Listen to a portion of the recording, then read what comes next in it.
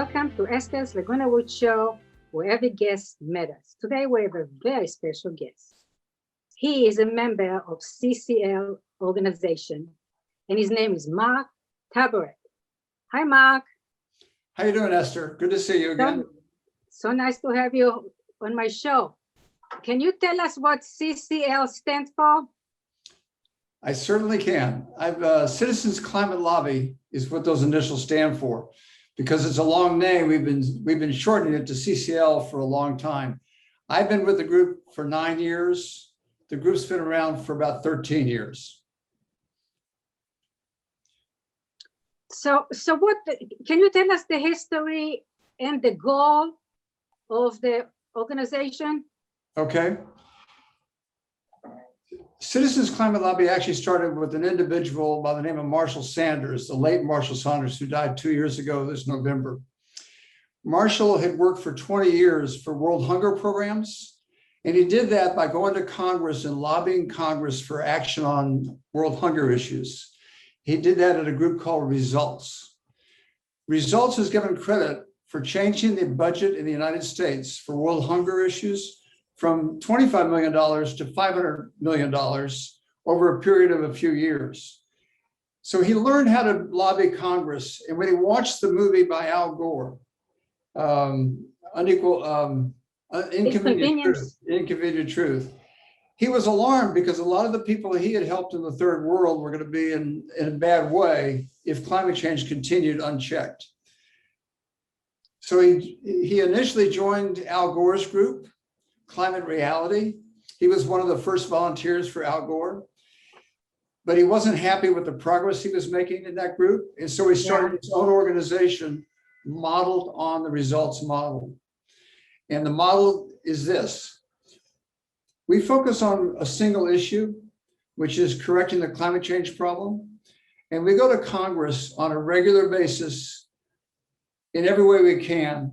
We lobby Congress, we lobby state and local legislators, city officials, anybody in government. We try to get everybody to address the issue, and we have a plan. It's now in the form of a bill, which is behind me, the Energy Innovation and Carbon Dividend Act. What is that? Well, before I jump to the bill, let me just say this. Okay.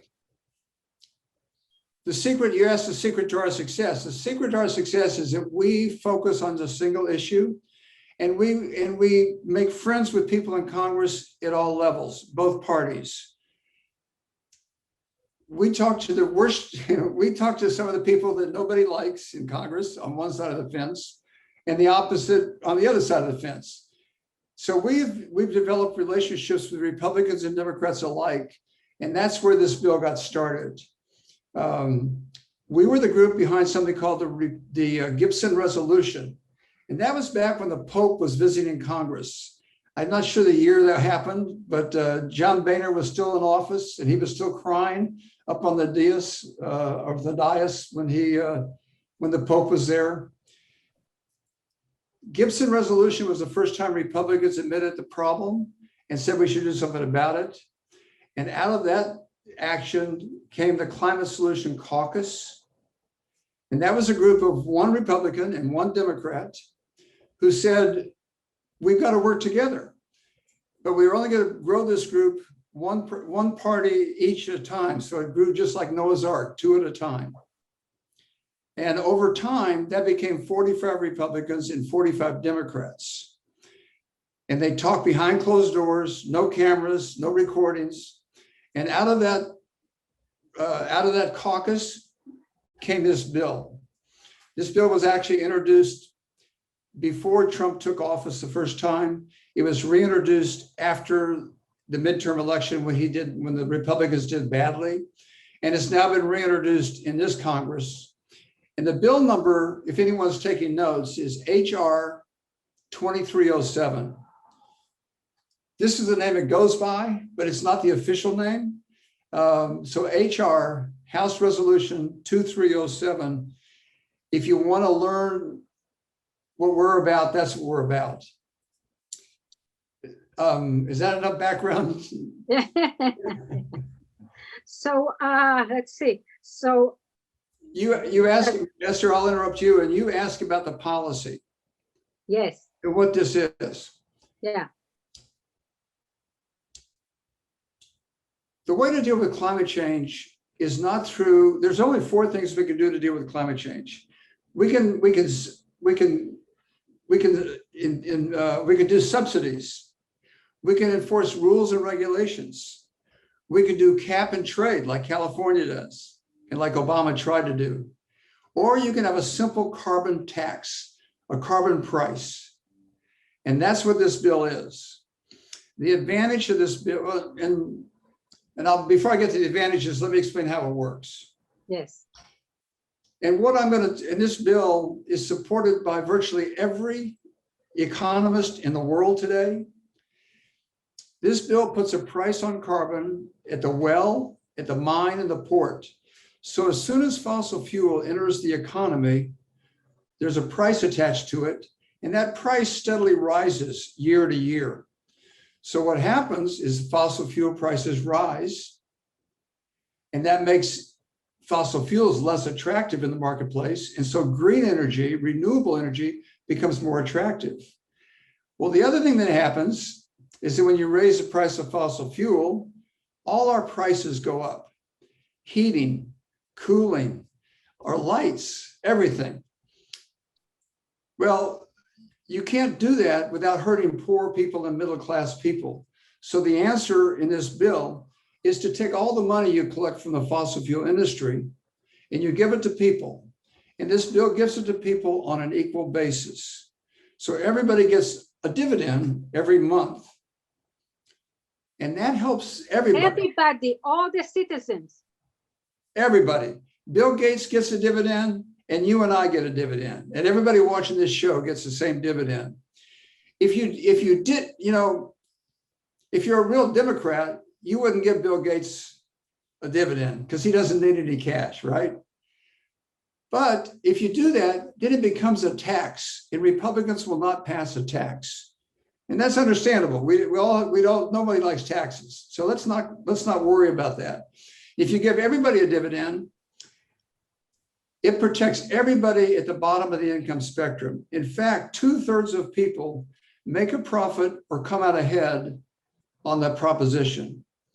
The bottom 20%, it's like 98% of the bottom 20% make a profit. And the next 20%, the next quintile at the bottom, the 20 to 40%, those people, 86% make a profit. And the rest of the people break even. So if I'm a middle-class family, I'm protected. So as fossil fuel prices rise, I get a dividend to help me cover the cost. There's an important fact here that not many people know about, that understand. We put way too much emphasis on certain aspects of our carbon footprint.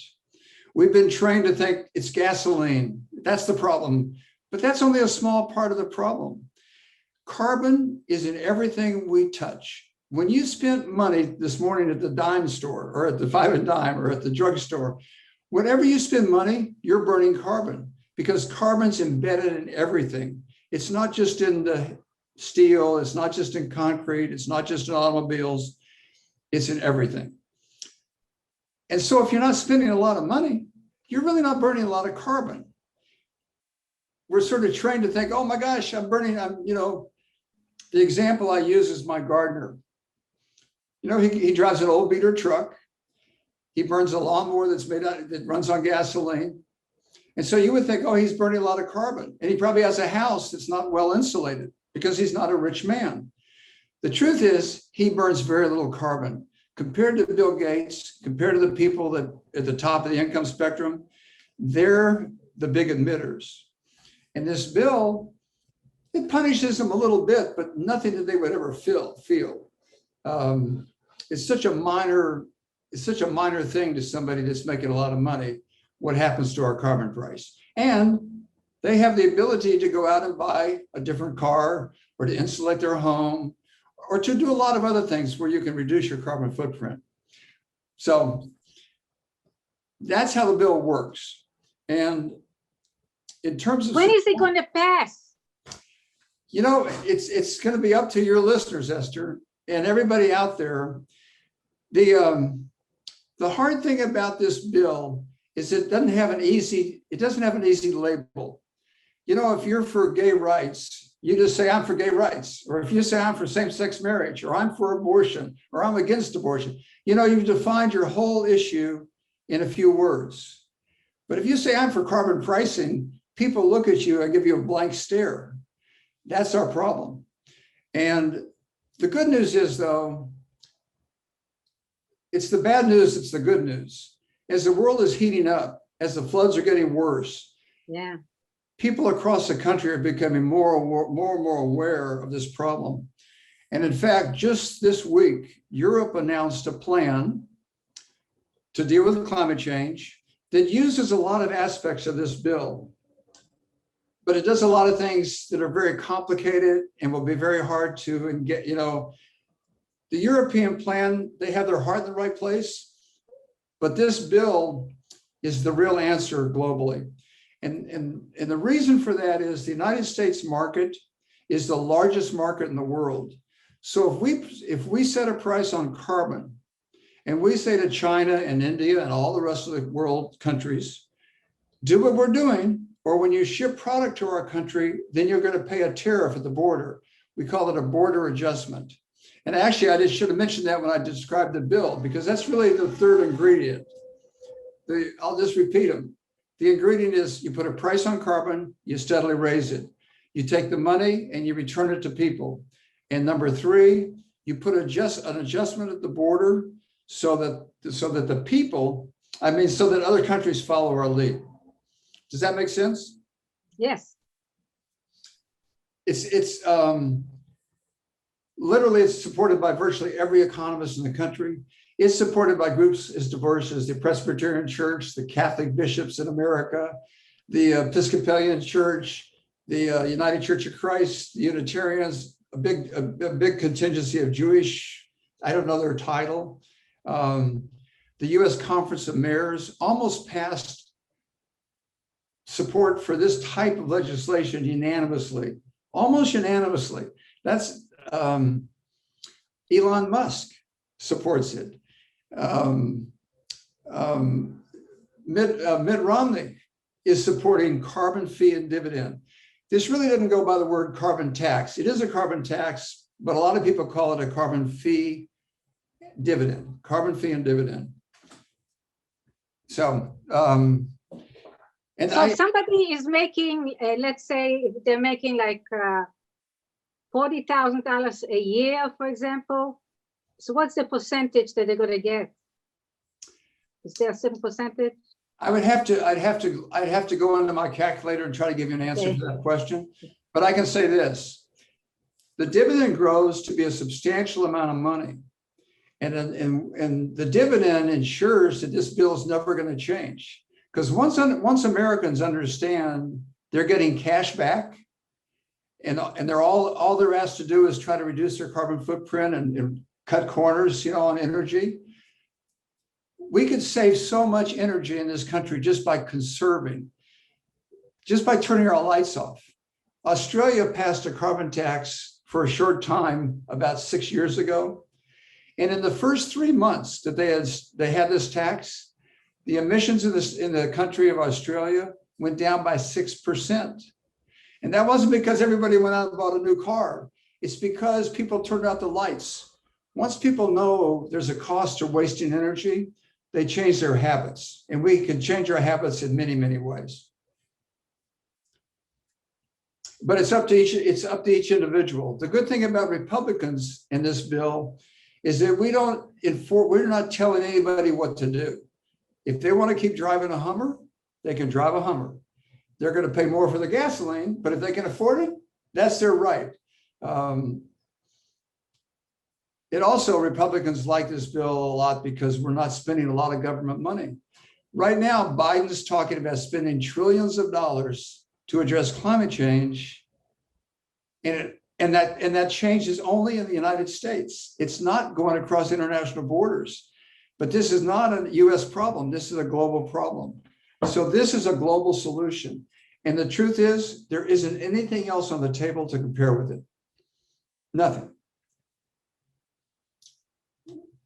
you are such a small group, not like Sierra, what is this? Sierra Club, and you still accomplish a lot. What did you accomplish? What Marshall Saunders taught us is to listen to people. When I mention his name, it makes me tear up a little bit because I love the man. His picture is on my dresser in my bedroom. When we go to Congress, Dana Rohrabacher was my congressman. You may not know that name, but he was called Russia's favorite congressman when he was in office in Orange County.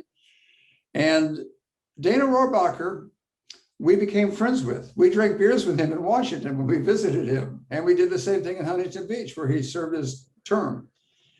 Dana Rohrabacher told us in a private meeting, and I couldn't say this if he was still in office, but he did lose his job. He told us he would probably support our bill, not because he would ever believe in climate change, but because he knew how much pollution caused, how much damage fossil fuel pollution caused.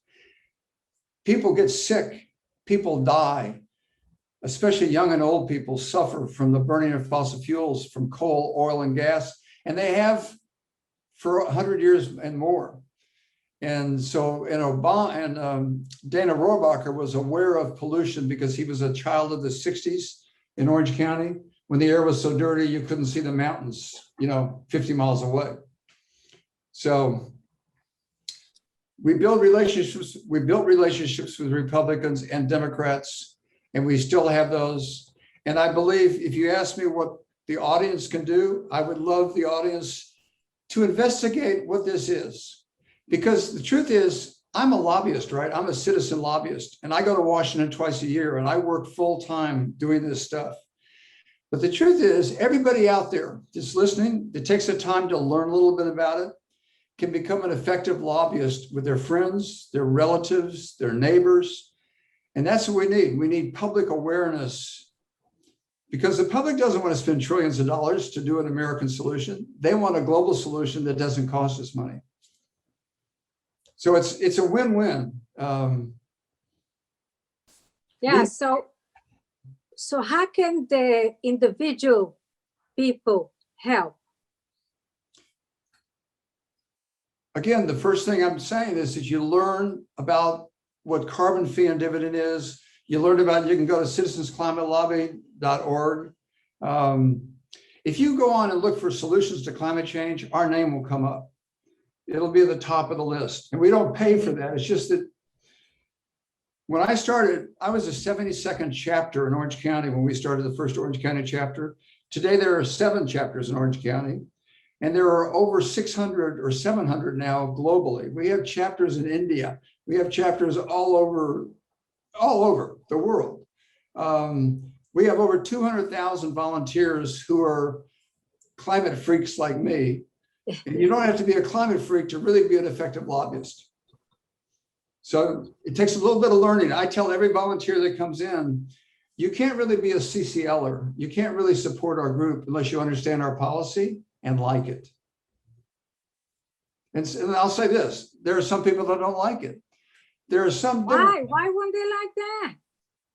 There's 2 ends of the spectrum. We don't need the far left, and we don't need the far right.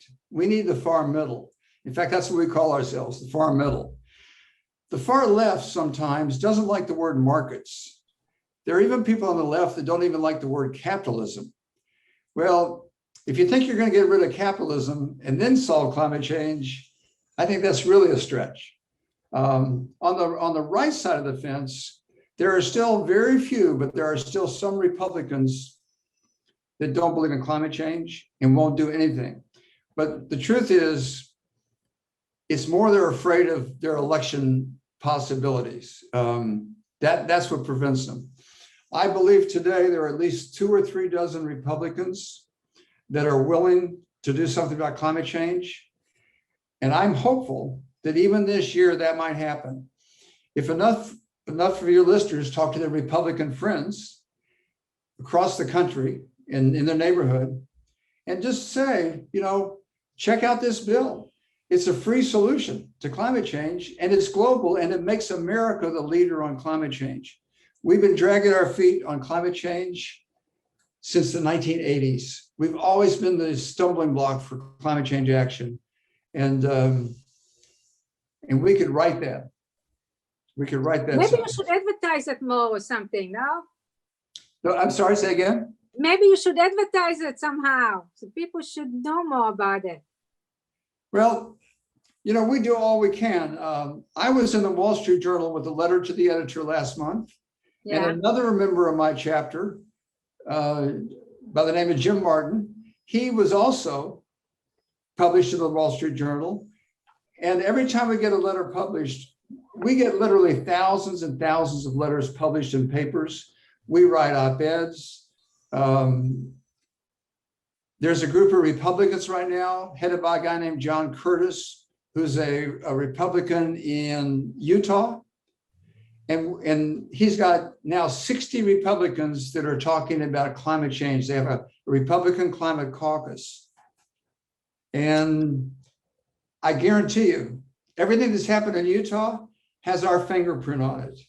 We have a group in Utah, and I can't recite exactly what the Utah state and local communities have done, but they've done a tremendous amount. And that's a very Republican state. Very, very, very red. So we're doing what we can. We just need your help. We need more of the public to understand what we're talking about today. So I guess I want to ask you what the policy you support, but you already said What is? the policy that you support. Well, that's what I've been talking about. So, Yes. yeah. What else can I tell you that I haven't mentioned? So your bill is being considered right now in Congress, huh? It has 80 sponsors, about 80 sponsors. I don't have the exact number. It might be 79, it might be 83. I don't know the exact number because it continues to rise, the number of sponsors. We're trying to get 125 Democrats on the bill. In Congress right now, there's a chance that we'll never get a bipartisan solution. We'll never get Republicans and Democrats to work together on climate.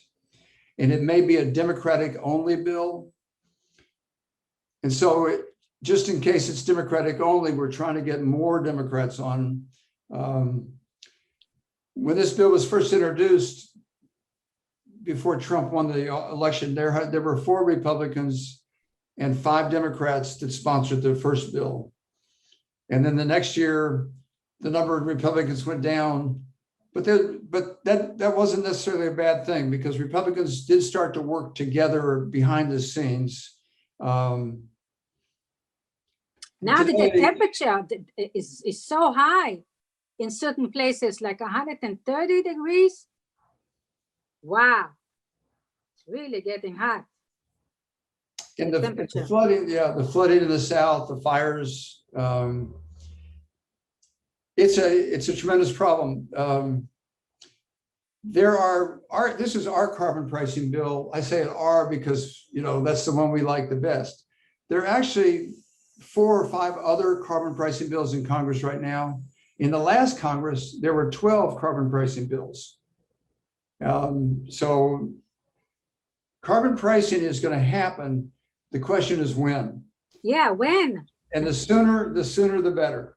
Yeah. There's a chance that Biden will include carbon pricing as part of his package. The action in Europe that's going on right now, that was just in the New York Times yesterday, and there's 2 articles about it in the Wall Street Journal this morning.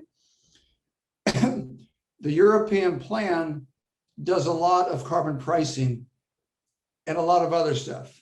Really? The other stuff makes it more complicated. And they don't have a dividend the way we've built it in our system. The other thing is America is the biggest market in the world for goods. So if we establish a price here, it's very easy to force that on other countries. If you go down and drive towards Long Beach sometime and look at the number of ships unloading cargo in our port, yeah, It's 20, 30 ships all the time. They're hitting record amounts of imports. So if we set a price on carbon in this country, it's very, very likely that it'll be easier. Europe will follow us. We believe everybody will. The other question sometimes asked, Esther, is the WTO, the World Trade Organization. Yeah. People worry that this won't pass muster with them, that they won't think this is okay to do this. But that's not true. They long ago told us, as long as we treat our companies, our country, the same way we treat foreign countries, it's perfectly legal under WTO regulations. So that's not a worry, even though in the newspaper, if you read it, if you read the conservative press, they don't like this. So they said some things that really aren't genuine. Who wouldn't like it to get some money back? That's right. That's right. Who wouldn't like that? How many years have you been on this show, Esther? How many years is this for you? 6. 6? I must have been on one of the first shows you had. Yeah, you were like what, 4 years ago or something? I think I don't it's been a remember. while. It's been a long time. So since then, you've been doing a lot of accomplishment. You accomplished a lot. You went to Washington and lobby. When I first went to Washington, my first year in 2013, and we talked about this policy, we've always supported the same policy, different names, but we always supported the same thing. They looked at us with a blank stare. They had no idea what we were talking about. And yet today, how about it's easy for people to say, get money back, something. Get some money back from the. if you figure out what those words are, Esther, then give me a call, send me an email, because I would like to. This way they're going to understand when they see that they will get, some funds. Maybe they will, people don't understand. We have 1 minute. I'll say this. Our budget this year, you talked about Sierra Club and some of these other clubs. They have budgets of $150 to $200 million. This Environmental Defense Fund, Friends of the Earth, Sierra Club. Yeah. They try to cover a whole range of things, whereas we have this year a budget of a little bit over $7 million. So we're tiny, but because we focus and because we do it in a real nice way, we talk to everybody. That's been our secret sauce. We are running out of time. I sure appreciate the opportunity to be on the show again, Esther. Thank you. Thank you. Thank you for being on my show. Thank you for watching. And next time we'll have another interesting guest. Thank you. Bye.